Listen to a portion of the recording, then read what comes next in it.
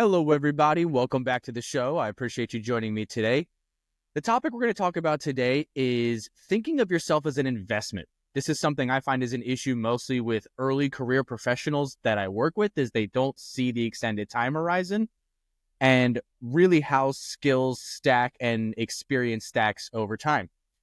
So with that, I want to dive in to a couple different client stories and kind of my own 2 cents. So the first thing is, I get why it's very hard to think of yourself as an investment when you are on the early career side. It is something to where it's just sheer percentage or ratio of life lived. You know, if you are told at the age of 18 that you must invest in these 4 years in college and then you are going to come out with a decent job and then another 5 years for you to be able to make a decent, good living. So we're talking you're 27, 28 at that given time. That 10 years is more than 50% of your life when that's posed to you. It's so difficult for you to even imagine waiting 10 years to see a reward is. And so the psychology behind it is incredibly interesting, because that ratio of life lived to amount of time it takes to achieve something kind of shrinks over time. Like we just talked about, we're talking a 10-year return over 18 years of life. That's over 50% of your life that you have to try to forward think. But if you tell somebody when they're 50, hey, I need you to wait 10 years to get this result, they're like, oh, that's only 20% of the life I've lived. That's a way different ratio for them to see. And it's very easy for them to understand how 10 years of patience and achievement and actions can achieve said result, because they've already had multiple 10-year periods of doing that. So that's just kind of the first thing to overcome there is the psychology. And I understand it and I empathize with it as a young professional and a young person, why it's so difficult and it seems so distant and it seems so impossible. But I need you to know that it does work over time. If you just simply extend that time horizon and you understand that discipline and action will get you where you want to go, that's all you need. That is what most people are lacking. So with that, let's flip this into a little bit outside of the psychology and a little bit of how to go about this from a formulaic and action perspective. And so the first thing that I want to say here is skills pay the bills. It is that simple. Whether you are 18, 25, 35, or 50, if you are still in a setting where you are looking to advance your professional career or continue to be competitive in the job market, even at your current role, whatever it might be, you should never, ever, ever stop learning. How you go about this is going to depend a lot on your learning modality and your line of work. For instance, if you're on the blue collar side of the equation, reading, a book a month or something might not help you out very much if you're specifically in that trade. If you're maybe on the entrepreneurship side of that trade or the leadership side, then maybe reading books or taking courses will help you. But if you're working your way through the trade itself, it's going to be a mixture of that education and hands-on, with mostly being hands-on. But the key here is to never stop learning. And so some tactics and things that I like to rotate in and out. I'm not even saying I do these all at once. And there's also periods like right now where my input is stopping and I'm focusing on output. But some suggested pieces of advice of how to develop your skills or continuously stay that lifelong student. Read a book a month. Use something like a Udemy or a Coursera Premium to have just a monthly subscription and unlimited education. If you're bored, always seek a new challenge. Go to your boss, go to your manager, go to your company owner and say, hey, I want to put myself in a position to grow this organization and be more a part of it. What's on the table? Here's what I see. What do you see? You also got to understand that your boss's problems are really just yours on a delayed cycle. So try to solve those and present your solution to him and say, hey, I see that you have to do this task every month. Here's what I did. Am I doing it right? Am I doing it well? Or what can I do better to take this off of your plate? And the key thing to note is some people are going to take this as, well, I already work enough and I already do this and I already do that. But when you really factor in the compensation gains you will get by stacking these skills and stacking this experience, it's off the charts. I had a post a little while back and a video that I made on this a little while back about salary negotiation. The thing is compensation gains, unless you screw up in your career or you make choices in your career, don't ever go backwards. So if you develop a skill that ends up being able to add $5,000 to your compensation, that adds $5,000 for the rest of your working life. If you develop a skill that's worth $10,000, that's worth $3,000, whatever it is, even if it's a small amount, that compensation should never move backwards. It's only going to stack and be more and more and more. And how many $5,000 skills are there? $5,000 a year skills out there. No matter your realm, whether that's in the trades and you're working your way up through the apprenticeship ranks, whether that's in white collar and you're working your way through leadership or seniority ranks, even if you're not going into leadership, but being the expert senior person in your given realm. And technology is constantly changing. So always staying on top of the latest methods, the newest methods, different mindsets, different frameworks, different technologies that are making a difference in your line of work. It just stacks perpetually. So, and when I ran the math on a salary negotiation, if your first job alone, one job, you did a $5,000 salary negotiation raise, that ended up being something like, I believe, $500,000 over your career. If you did a $10,000 one-time salary negotiation early in your career, it ends up being closer to $1.2 million in the end. That is insane. Now imagine that you did that multiple times. Imagine, so, and this was basing it off of a 40-year career. So if you're starting from 18, you're going till 58 or going till 60, right? And this is just the amount of money you're making in the raises themselves. Skills pay the bills. They stack. They perpetually go up and up and up and up. And unless you do something like what I did, to tell you a complete story, I had achieved a 6-figure compensation package in IT within 5 years of me graduating high school. 2 years later, I then decided to take a break. I personally was burnt out. I was at a crossroads in my career. I had a little bit of financial stability. I ended up selling my house. I had a bunch of different things that just allowed me to take a 2-year break. I took this 2-year break at a pivotal time in IT that ended up releasing a lot of cloud technology from an adoption perspective. So cloud was already out there, but it just wasn't being adopted by organizations until these 2 years. I decided that a lot of my burnout and issues were my fault. They were self-imposed. I had done them. I had no one else to blame. And so I was ready to jump back into my career. I literally took a 60% pay cut because I had lost those skills. And I had to work my way back up. And you want to know how long it took just for me to get back to the salary I was at before that 2-year break? It took me 5 more years. But I did get back. I did surpass. And I did achieve beyond what I had before in those first 5 years from a responsibility perspective, a fulfillment perspective, a compensation perspective, a hierarchy perspective, everything I eventually surpassed. But I had to just sit there and grind on developing skills, learning new technology, and going outside of what I thought I once knew. So I cannot reiterate that when you are thinking of yourself as an investment, you throw $10,000 into the S&P 500 and 5 years later, you get those returns of, even if it's, a 5% return, right? You're talking, that's an additional $500 a year. Even you stack with the compounding side there across 5 years. Ooh, great. You have 12.5. That's total though. If you took $10,000, put it into skill development, that $10,000, even if that came out to simply a $3,000 compensation issue, in 5 years, that's now $15,000 that you've earned. You are a better investment than any investment out there. It's that simple. The math doesn't lie. Comp is year over year over year. Investing is a flat amount that gets percentage returns year over year over year. Would you rather have the flat chunk every year, or would you rather just have the percentage gains every year? And if you can continue and learn new skills consistently, and if you really break this down, look at the things that you have developed already thus far. It takes about 20, maybe 30 hours of hard focused work to develop a skill. to at least a foundational understanding and a foundational knowledge set.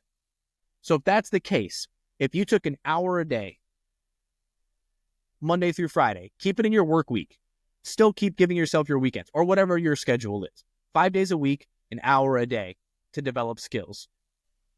That means every 4 to 6 weeks, you now have a new foundational skill. Even if we took the extended 6-week portion, you got 52 weeks in a year. So that means you are developing almost 9 skills per year, or at least taking the current skills you have and adding to an expertise level that you didn't previously have. And if you just chose to invest more time into less skills in order to gain more depth as opposed to breadth, great. Maybe you're not developing 9 skills a year, but you're developing 3 skills a year with significantly more depth. How much does this stack? How quickly do you get $2,000, $5,000, $7,000, $10,000 every year of your life moving forward? That's not achievable for most people in the investment realm.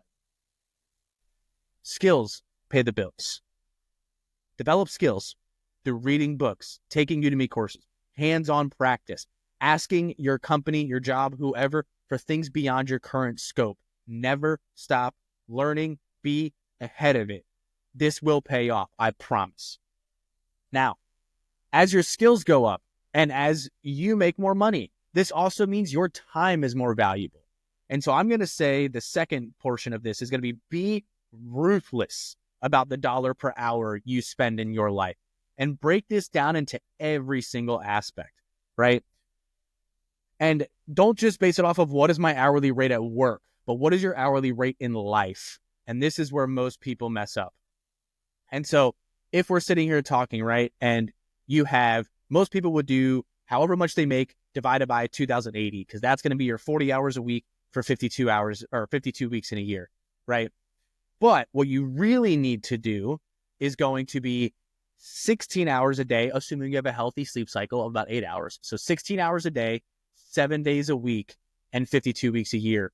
And this is going to be about 5,800. So that's what you want to divide your total comp as, is divide it by the amount of hours you are awake and use that number to the cost that it would take you to pay someone else to do something. Okay, so let's put this into perspective. So if we're talking 5,800, so if you make 60 grand a year, which is the average salary of somebody here in the US, right? That means your hourly rate is $10 an hour. Okay, so if you have to, let's just take something like eating out. It probably takes you 2 hours a week to grocery shop between round trip travel and at the grocery store, and that's probably being aggressive. But if we had 2 hours per week, then you maybe have 2 hours a day in cooking when you factor the multiple meals. So that means you are at 16 hours total for you to do that cooking and eating out, plus the cost of goods and groceries. So that right there means at 16 hours, $10 an hour, that's $160. If you're then spending an additional, let's say, I don't know, $150 on groceries, that's now $310 a week that you are effectively spending on groceries. Had you instead maybe chosen cheap ways to eat out, maybe things like a Chipotle or a Panda Express or, it's funny, I forget the Greek one now that's gotten pretty big, but those types of restaurants where it's still decently healthy food, you really kind of hit your macros and it's not too bad of a diet. The question really becomes is, in that scenario, at 7 days a week, $310, can you eat for less than $45 a day? I'm pretty sure you can. So at that point, you are losing by cooking instead of eating out at basic places that still give you a decently healthy diet and food and opportunity. Break this out into cleaning. Break this out into the dumb stuff that you do in your life of answering emails or answering phone calls or scheduling things on your calendar. And the best way for me to identify these opportunities are to time study yourself. So I mentioned this before in a previous video, and take yourself across a week, maybe even 2 weeks, and document what you spend your time on every 15 minutes in 15-minute blocks. And then at the end of that, you can see, oh man, I'm spending 10% of my time on emails, and I'm spending 50% of my time on my actual work. and I'm spending 5% on cleaning my house and 3% on taking care of my dog. You know where your ratios live, and then look at how much would it cost me to pay someone else to do this? What is my hourly rate? And then the materials to fulfill it, and which one wins. Be ruthless about that dollar per hour spend in your life. Now, this is where it gets interesting, because let's use the scenario we just gave of 60 grand a year is what you make. So you have $10 per hour in your life. Then we break that down into the $310 in food per week. Okay. The thing that most people overlook is the fork in the road of the decision that they have, which is, do I take the time I just saved and reinvest that into making more money to increase my hourly rate or learning more skills, as the earlier part of this video? Or do I actually just eat that time? And either way, you actually win, right? Because your hourly rate is what matters here. So again, if you are eating out for less than $310 a week, which ends up being, like I said, over $40 a day, if you're able to eat for $30 a day and you just choose to take that time back, those 16 hours per week that we deem between grocery shopping and cooking, you still win. You win both financially and from a time perspective. So it doesn't matter which route you choose, because we're basing the hourly rate on your life, not on your hourly rate at work. But should you choose to take some of that time savings and put it back into reinvestment into yourself, the whole theme of this entire video, this just stacks over and over and over again. And this is a great way to free up that time. The other side of to look at this is a great way to look at maybe how to introduce new technology aspects in your life and how to propose new technology investment in your company. If you time study yourself and have other people do it, and you guys realize that you are spending, I don't know, let's just say $1,000 a month on sending emails to people or sending follow-ups or whatever it might be, or maybe logging hours. But instead, if you guys simply maybe had a button push for time tracking, clock in, clock out, start ticket, stop ticket, or, hey, craft me emails, I just need to review and hit send. What does that time savings look like? And if you take that $1,000 and maybe you find a technology that does it for $800 a month, your company just won at $200 a month. But it not only won in $200, it won in time savings. So it wins financially and it wins in time, that time that gets reinvested into more productivity. And now you double down from that $200 to turn it into however much productivity you just gained as well. This is how you think of your life and think about how to make proposals to your employer. Being ruthless about dollar per hour in your life. So look at what eating out versus not eating out costs, what cleaning services might look like, what a virtual assistant or a remote assistant, or paying for technology that's going to automate your life. I'll give you the most recent example of technology that I adopted. Is I realized how much time I was spending on follow-up emails and marketing segmentation of sending out emails to specific people based on these things. So I finally looked at the amount of time that I was spending doing those things per week. And at the end of the day, it was, I believe it was about 15% of my total time that I spend on the entrepreneurship side. So I did the hourly rate, and, it came out to a decent chunk of change. I believe it ended up being about $200 to $300 a week is what I was ended up spending. Maybe it was a little bit less than that. But ultimately it was definitely over $700 or $800 a month. Okay. So I could buy a CRM, get a CRM that does this for me. The CRM is $60 a month. I now just netted my time and $120 to now reinvest into higher leverage activities. So these are the ways to think about things within your life. And this can happen in blue collar as well, because maybe it's investing in better tools. Maybe it's investing in faster tools. Maybe it's, also investing in the training and the skills and looking at things, like a Lean Six Sigma knowledge profile where it's focused on optimization of blue collar manufacturing, etc. But again, you are the investment. Be ruthless with your dollar per hour, and then you will always have the choice with the time that I just saved. Do I invest that in more skills, pay the bills, or do I just take the time for my own peace of mind? And no matter what, you win. The last one here, the third piece that I want to talk about with thinking of yourself as an investment, is you can't be normal and exceptional. You have to pick one. And I'm not meaning this from a, mindset, personality perspective. That's not what I'm meaning.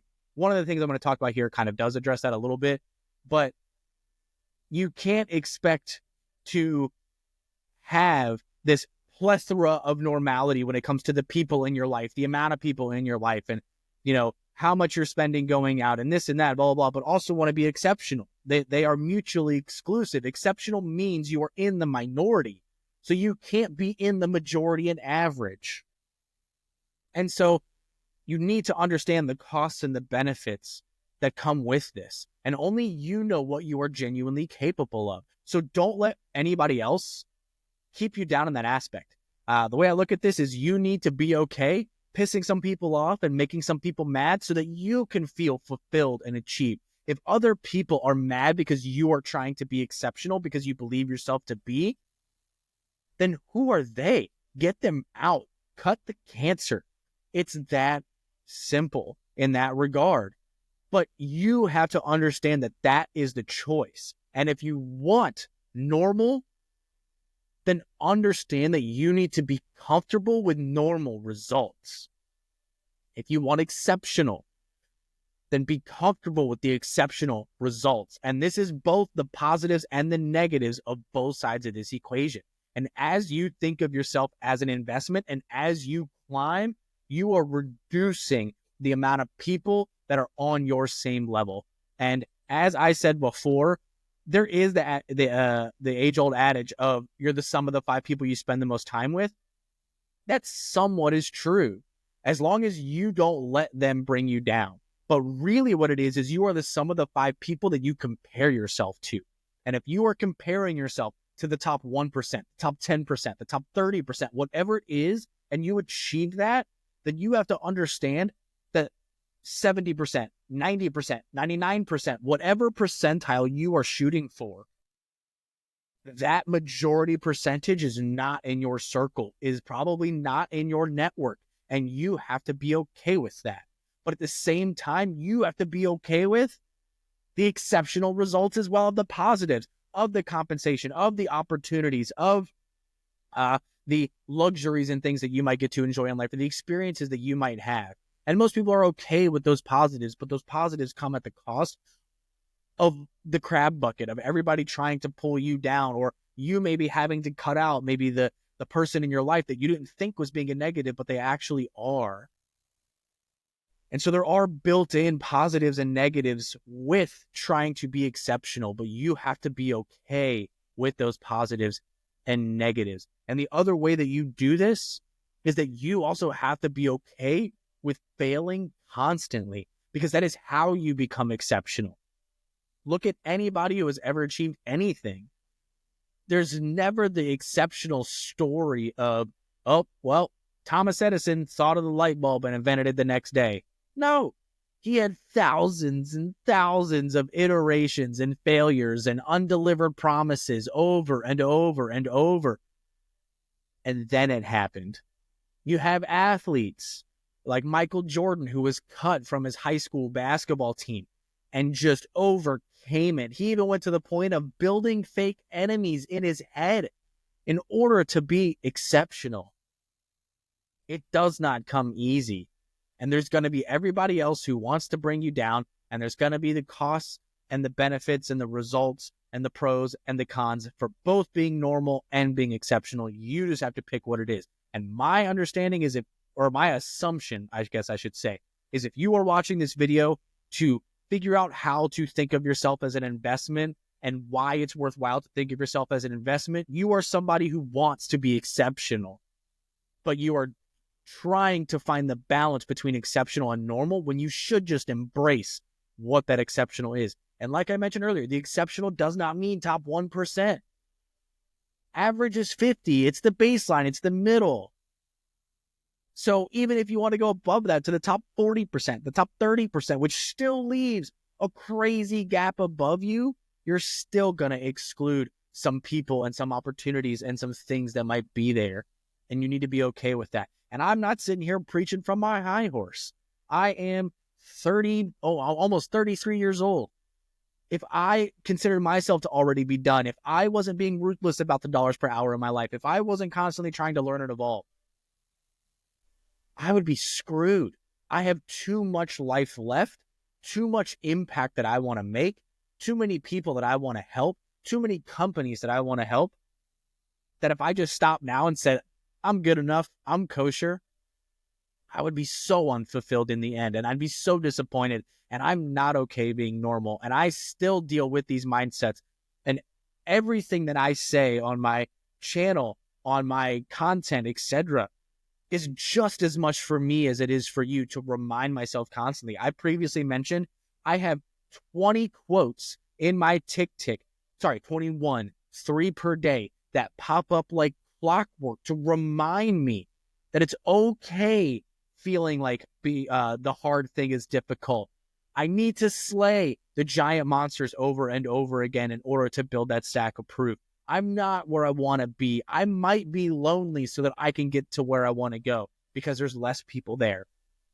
I need to constantly remind myself as well. I am not above anybody, but the formula that I will reiterate here to close this out about how to think of yourself as an investment. Stay a forever student because skills pay the bills. Be ruthless about the dollar per hour life expenditure that you have to do. And you can't be normal and exceptional at the same time. You have to pick one and be okay with either one. If you like this video, you like this content, you want to see more of it, hit that like button, hit subscribe to the channel, hit the notification bell. If you have anything you want to add, any comments, any discussions, leave it in the comments below. If you have feedback on my content in general, leave it in the comments below. I will not be able to make the impact for you guys as the audience without us working together for me to deliver the best result to you. So with that, again, I appreciate you joining me today. Thank you for your time, and until next time.